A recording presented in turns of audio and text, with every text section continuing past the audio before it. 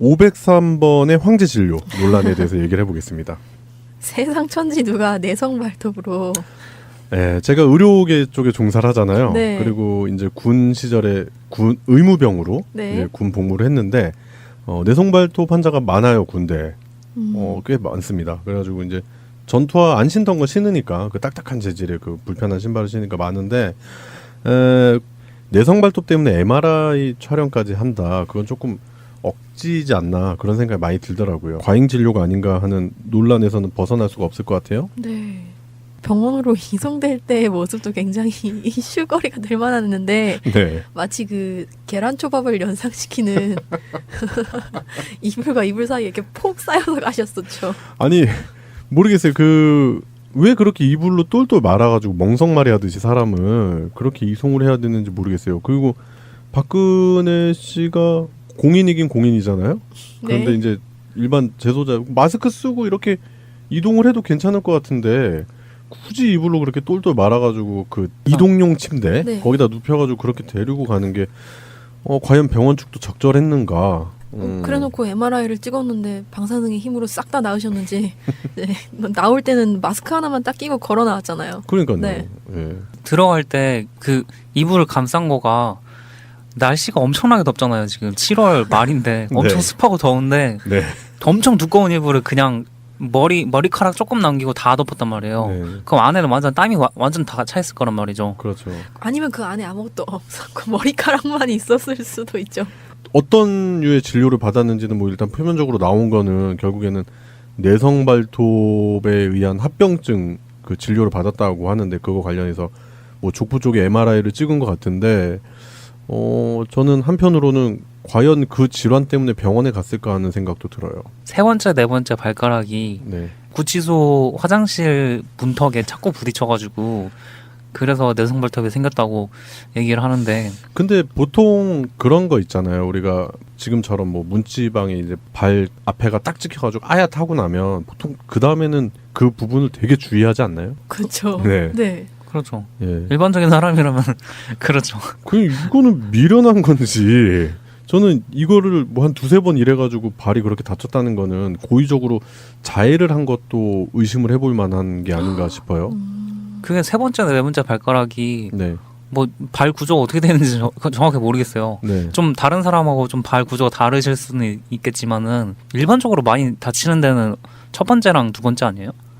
그렇죠. 세 번째, 네 번째로 어떻게 문지방에 씻는지 잘 이해가 일단 안 가고요. 네. 찾아보니까 교도소에 방이 여러 가지가 있잖아요. 네. 지금 박근혜가 쓰는 방은 확실히 그 문턱이 있어요, 화장실에. 네. 근데 그 한 사람이 쓰는 그 독실에는 문지방이 없더라고요. 그러니까 뭔가 이렇게 튀어나온 게 없는 그런 구조잖아요. 네, 임시 가림막 하나만 있는 정도라서 네. 그 방으로 옮겨주면 되잖아요.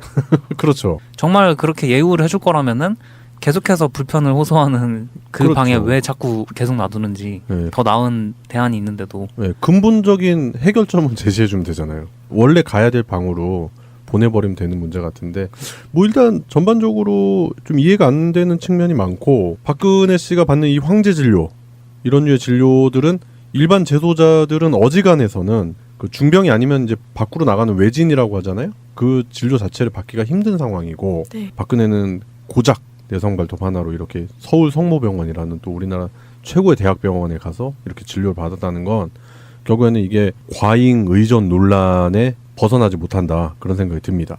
또 한간에서는 이게 재판을 못하게끔 네. 시간 끌기 전략이 아니냐라는 의문도 제시를 하고 있는 상황이고요. 그렇죠. 그 연기력이 잘 안 받쳐주나 봐요. 이게 7월 10일, 11일, 13일에는 이제 발가락이 아프다 그러면서 이제 재판을 불참했잖아요. 그러다가 이제 14일 날 재판을 출석할 때는 조금 다리를 쩔뚝쩔뚝 하면서 그 통증이 있는 것처럼 보였는데 또 28일 날 이제 병원 진료하는 날에는 그 특별한 그 걸음걸이 징후가 없었다 그런 마치 얘기가 있는 거 보니까 유주얼 서스펙트처럼 다른 쪽 다리를 전다거나 착각하는 거야. 네. 왼발이었나 오른발이었나 막 이러면서 아니 모르겠다 그냥 절지 말자 막 이러면서 어차피 내 뜻대로 다 되는데 막 이러면서 박근혜 씨가 받는 일단 이런 예우 이런 게 과연 적절한가 그런 논란이 다시 제기될 수 있을 것 같고요. 그리고 지금 자유한국당에서 박근혜 씨를 출당시키자 이런 얘기가 돌고 있다고 합니다. 자유한국당 혁신위에서 네. 나온 얘기라고 알고 있는데 사실상 혁신위 위원들이 구성됐을 때 사람들이 가장 우려했던 점 중 하나가 네. 탄핵에 반대했던 사람들이 거기 가장 많이 분포가 돼 있었어요. 네네. 그렇죠. 그래서 되게 우려를 많이 했었잖아요. 네. 근데 그래놓고 이제 와서 박근혜를 잘라버리겠다라고 네. 하니 참. 뭐 여러 가지 해석이 나오는데 최근에 추미애 대표가 그 국민의당이 얘기했었던 머리 자르기 있잖아요. 네. 근데 이게 바로 머리 자르기 아닌가 싶어요. 뭐라고 하지? 그러면 애초에 그 아메바 같은 건가요? 그러니까 머리 같은 게 없고 하나의 플라나리아. 네 플라나리아. 플라나리아. 그 잘라도 네. 계속 살 수 있다고 생각하는. 재생이 되고. 네. 이거를 저는 어떤 식으로 좀 해석이 되냐면 일단 솔직히 말하면 자유한국당 자체가 존립을 해서는 안 되는 당이다라는 건 이제 촛불 시민분들이 다 잘 알고 계시잖아요. 네. 그래서 우리가 자유한국당의 전신인 새누리당에서 집회도 했었고 그리고 새누리당 해체가 우리가 걸었던 슬로건이기도 하고요. 근데 이름만 바꿔서 자유한국당. 그럼 자기들 보수를 유지해야 된다. 막 이러면서 보수 같지도 않은 보수잖아요. 그러면서 여기에 있는 사람들이 결국에는 박근혜라는 상징성 인물을 제거하고 면피를 하기 위한 수단이 아닐까. 그런 류의 그래서 얘기가 나오지 않나 그런 생각이 들어요. 아까 그 매미 얘기가 나와서 잠깐 생각이 든 건데요. 네. 그 조선시대의 왕들, 그러니까 왕세자의 그 모자를 보시면요, 이게 매미 날개래요. 아 그래요? 그러니까 매미 날개가 이렇게 접혀져 있는 거죠. 네네. 어린 매미인 거예요. 예. 그래서 어린 매미가 이렇게 매미 날개가 이렇게 제껴져 있는 그 신하들의 말을 예. 잘 경청해서 정치를 잘 하라라는 의미가 거기 담겨 있대요. 그 매미 날개라고 하더라고요. 네. 근데 그러니까 거기서 알아볼 수 있는 건 정치적으로 신하들이 그러니까 다른 의원들이 했어야 할 일들은 박근혜가 뭔가 잘못했을 때 그거를 꾸짖고 고치도록 해야 되는데 자유한국당 사람들 그러니까 예전 새누리당 사람들은 거기에 대한 책임이 분명히 있는 거죠. 그럼요. 네. 예. 한몸통이라고 봐야 되고 그리고 그 사람들이 박근혜를 비롯한 그 세력들에게 얼마나 부역했습니까? 그러면서 온갖 악질적인 법안, 그다음에 만행, 언행들 그런 부분으로서 국민들을 얼마나 가슴 아프게 했나요? 그렇죠. 그런 걸 생각해 볼 때. 이제 와서 자른다? 그러니까 네. 얘네들의 그런 정신 세계는 보통 우리가 남이 간데 이럴 땐 우리는 남이다. 사실 남이었어. 너와 나는 남이야. 이러면서. 박근혜를 어떻게 보면은 이제 한나라당 때부터 잘 이용한 거죠.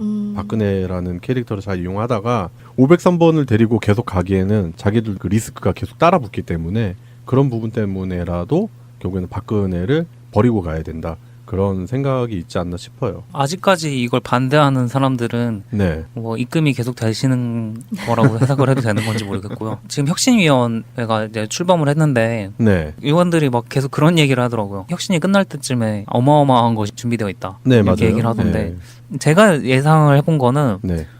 일단은 김무성이 돌아올 수 있지 않을까. 김무성 네. 왕의 귀환이요? 출당론 하면 김무성이잖아요. 그렇죠. 네. 네. 옥새 들고 뭐 그런 것까지 했으니까. 근데 김무성이 지금 바른정당에서 다시 그 자유한국당으로 돌아오는 건 김무성 스스로가 자신의 정치 생명을 갉아먹는 행위이기 때문에 조금 무리수가 있지 않겠나 싶기도 하는데요. 저는. 뭐 그거보다 더 큰 무리수도 생각을 해봤는데. 아니면 뭐 바른정당을 다 흡수하려고. 네, 바른정당과 흡수한다던가. 네. 국민의당 흡수하죠. 누가 어떻게 알겠어요? 아, 뭐 안철수가. 거기는 이제 재활용품만 이렇게 모이는 건가요? 이렇게. 네.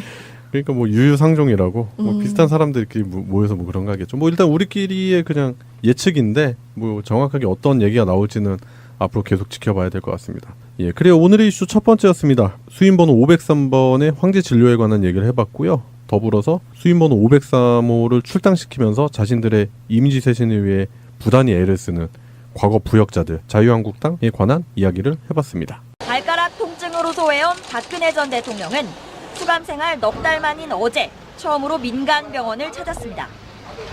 앞서 서울구치소 측은 박 전 대통령이 발가락 통증을 호소하고 발등까지 부어올라 염증이 전이된 것으로 보인다며 외부 의료기관의 진료가 필요하다는 요청서를 재판부에 제출했습니다. 구두 대신 샌들을 신고 법원에 나온 박 전 대통령은 재판이 끝난 후 곧장 병원에서 진료를 받았고 병원 안에서 침대에 실려 이동하며 한때 입원설이 돌기도 했지만 직접 걸어 나와 호송차를 타고 구치소로 돌아갔습니다. 구치소와 변호인 등에 따르면 박 전 대통령의 건강은 큰 문제는 없는 것으로 알려졌습니다. 다만 앞서 박 전 대통령은 이미 발가락 통증을 이유로 자신의 재판에 3차례 불출석한 전력이 있는 만큼 외부 진료까지 받은 박 전 대통령이 또다시 통증을 호소하며 재판 일정에 양해를 구할 가능성도 배제할 수는 없습니다. 이 경우 공동 피고인인 최순실 씨 등이 출석한 상태로 재판이 진행된다 하더라도 박 전 대통령이 나오면 증인들이 진술한 내용을 법정에서 다시 확인하는 절차를 거쳐야 해 그만큼 일정이 늦춰지게 됩니다. 박 전 대통령의 구속 만료 기한은 오는 10월 16일로 그때까지 1심 재판이 결론 나지 않으면 석방됩니다. 이렇게 튀어나온 게 없는 그런 구조잖아요. 네, 임시 가림막 하나만 있는 정도라서 네. 그 방으로 옮겨주면 되잖아요. 그렇죠. 정말 그렇게 예우를 해줄 거라면은 계속해서 불편을 호소하는 그 그렇죠. 방에 왜 자꾸 계속 놔두는지 네. 더 나은 대안이 있는데도 네, 근본적인 해결점은 제시해주면 되잖아요. 원래 가야 될 방으로 보내버리면 되는 문제 같은데 뭐 일단 전반적으로 좀 이해가 안 되는 측면이 많고 박근혜 씨가 받는 이 황제 진료 이런 류의 진료들은 일반 재소자들은 어지간해서는 그 중병이 아니면 이제 밖으로 나가는 외진이라고 하잖아요. 그 진료 자체를 받기가 힘든 상황이고 네. 박근혜는 고작 내성발톱 하나로 이렇게 서울 성모병원이라는 또 우리나라 최고의 대학병원에 가서 그렇죠. 네. 네. 그렇죠. 예. 일반적인 사람이라면 그렇죠. 그냥 이거는 미련한 건지 저는 이거를 뭐 한 두세 번 이래가지고 발이 그렇게 다쳤다는 거는 고의적으로 자해를 한 것도 의심을 해볼 만한 게 아닌가 싶어요.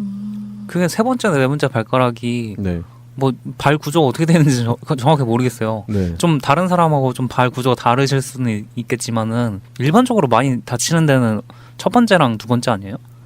그렇죠. 세 번째, 네 번째로 어떻게 문지방에 씻는지 잘 이해가 일단 안 가고요. 네. 찾아보니까 교도소에 방이 여러 가지가 있잖아요. 네. 지금 박근혜가 쓰는 방은 확실히 그 문턱이 있어요, 화장실에. 네. 근데 그 한 사람이 쓰는 그 독실에는 문제방이 없더라고요. 그러니까 오. 뭔가 조금 남기고 다 덮었단 말이에요. 네. 그럼 안에는 완전 땀이 완전 다 차 있을 거란 말이죠. 그렇죠. 아니면 그 안에 아무것도 없었고 머리카락만 있었을 수도 있죠. 어떤 류의 진료를 받았는지는 뭐 일단 표면적으로 나온 거는 결국에는 내성발톱에 의한 합병증 그 진료를 받았다고 하는데 그거 관련해서 뭐 족부 쪽에 MRI를 찍은 것 같은데 저는 한편으로는 과연 그 질환 때문에 병원에 갔을까 하는 생각도 들어요. 세 번째, 네 번째 발가락이 네. 구치소 화장실 문턱에 자꾸 부딪혀가지고 그래서 내성발톱이 생겼다고 얘기를 하는데 근데 보통 그런 거 있잖아요. 우리가 지금처럼 뭐 문지방에 이제 발 앞에가 딱 찍혀가지고 아야타고 나면 보통 그 다음에는 그 부분을 되게 주의하지 않나요? 가셨었죠. 아니 모르겠어요. 왜 그렇게 이불로 똘똘 말아가지고 멍석말이 하듯이 사람을 그렇게 이송을 해야 되는지 모르겠어요. 그리고 박근혜 씨가 공인이긴 공인이잖아요. 그런데 네. 이제 일반 재소자 마스크 쓰고 이렇게 이동을 해도 괜찮을 것 같은데 굳이 이불로 그렇게 똘똘 말아가지고 그 이동용 침대 네. 거기다 눕혀가지고 그렇게 데리고 가는 게 과연 병원 측도 적절했는가? 그래놓고 MRI를 찍었는데 방사능의 힘으로 싹 다 나으셨는지 네. 나올 때는 마스크 하나만 딱 끼고 걸어 나왔잖아요. 그러니까요. 네. 예. 들어갈 때 그 이불을 감싼 거가 날씨가 엄청나게 덥잖아요. 지금 7월 말인데 엄청 네. 습하고 더운데 네. 엄청 두꺼운 이불을 그냥 머리카락 503번의 황제 진료 논란에 대해서 얘기를 해보겠습니다. 세상 천지 누가 내성 발톱으로 네, 제가 의료계 쪽에 종사를 하잖아요. 네. 그리고 이제 군 시절에 군 의무병으로 네. 이제 군 복무를 했는데 내성발톱 환자가 많아요 군대. 꽤 많습니다. 그래가지고 이제 전투화 안 신던 거 신으니까 그 딱딱한 재질의 그 불편한 신발을 신으니까 많은데 내성발톱 때문에 MRI 촬영까지 한다. 그건 조금 억지지 않나 그런 생각이 많이 들더라고요. 과잉 진료가 아닌가 하는 논란에서는 벗어날 수가 없을 것 같아요. 네. 병원으로 이송될 때의 모습도 굉장히 이슈거리가 될 만했는데 네. 마치 그 계란초밥을 연상시키는 이불과 이불 사이에 이렇게 폭 쌓여